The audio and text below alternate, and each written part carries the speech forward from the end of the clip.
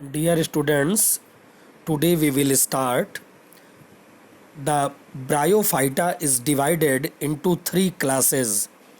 बेटा हम लोगों ने कल बात किया था ब्रायोफाइटा के जर्नल कैरेक्टरिस्टिक फीचर्स के विषय में, और आज हम बात करते हैं। चूँकि ब्रायोफाइटा को हम प्लांट किंगडम का एम्फीबियस मानते हैं, क्योंकि इसमें जो फर्टिलाइजेशन की प्रोसेस है वो वाटर के प्रेजेंस में ही होती है।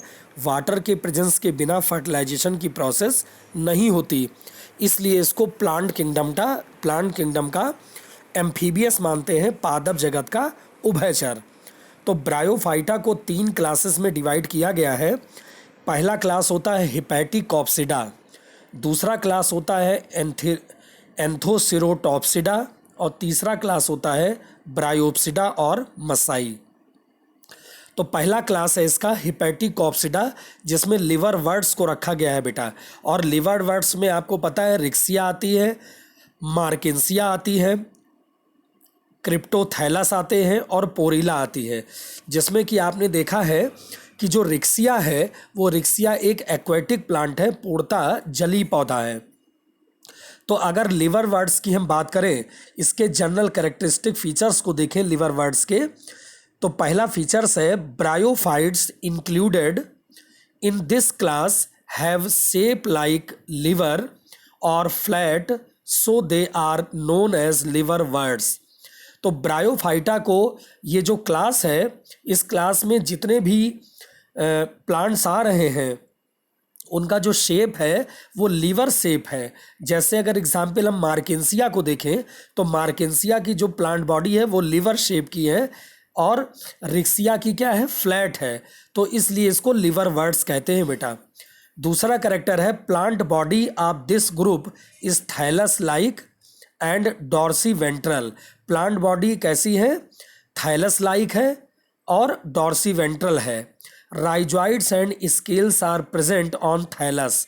थैलस पर ही राइजॉइड्स और स्केल्स प्रेजेंट हैं। आपको पता है कि राइजॉइड्स जस्ट लाइक रूट्स की तरीके ये काम करते हैं। जैसे रूट्स होती है उसी प्रकार राइजॉइड्स भी होते हैं। Rhizoids are unicellular and unbranched. ये राइजॉइड्स एक कोशिकीय होते हैं और अशाखित होते हैं।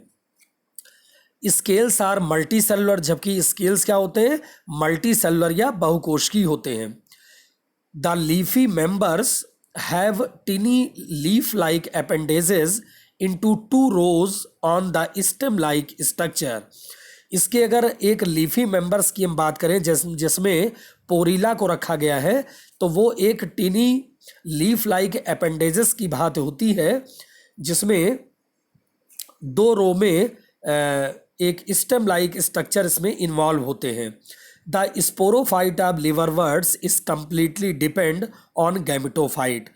तो ये लिवर वर्ड्स का जो स्पोरोफाइट है वो डिपेंड होता है गैमेटोफाइट पर। It is depend on gametophyte for food, water and habitat. और ये गैमेटोफाइट के ऊपर जो डिपेंड है इसकी रचना, वो गैमेटोफाइट फूड, वाटर और हैबिटाट को डेवलप करता है। The sporophyte of liver words is made up of food, सीटा एंड कैप्सूल। इसका स्पोरोफाइट जो होता है लिवर वर्ड्स का, वो बना होता है फूड में, सीटा में और कैप्सूल के रूप में। लेकिन एक्सेप्शन है रिक्सिया। रिक्सिया स्पोरोफाइट होती है और वो is made up of only capsule. वो कैप्सूल के ऊपर ही डिपेंड है और उसका लाइफ साइकिल कैप्सूल के ऊपर भी चल रहा है। तो रिक्सिया इसमें क्या है, स्पोरोफाइट है। True elaters are present in sporophyte of some members of liverworts. Example मार्किंसिया।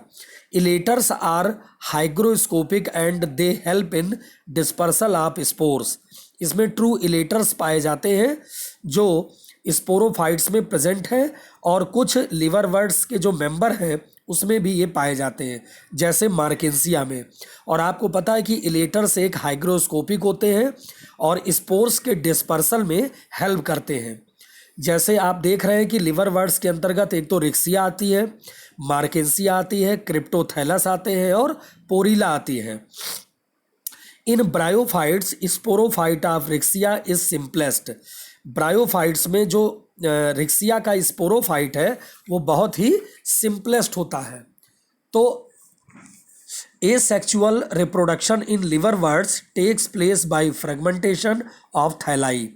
Asexual reproduction जो liverworts में होता है वो fragmentation के द्वारा होता है, थाइलाई के fragmentation के द्वारा, और by the formation of specialized structure called gamma.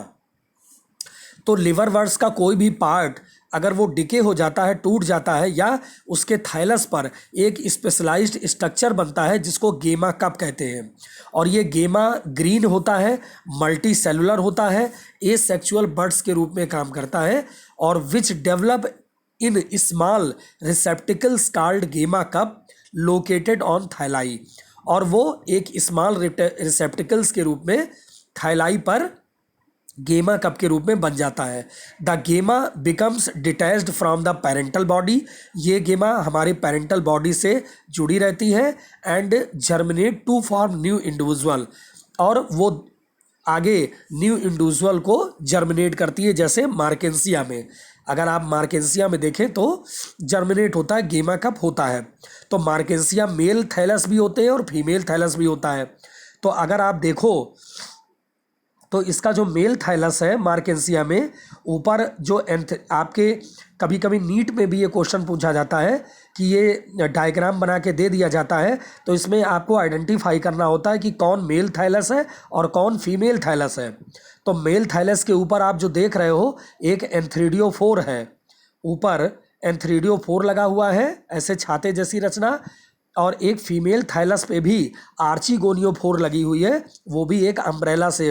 लेकिन दोनों के स्ट्रक्चर में बेटा डिफरेंस है. अगर आप ध्यान से देखें तो दोनों के फिगर में जो एंथ्रीडियोफोर और आर्चिगोनियोफोर लगा है मेल और फीमेल थाइलस पे, दोनों अलग अलग है.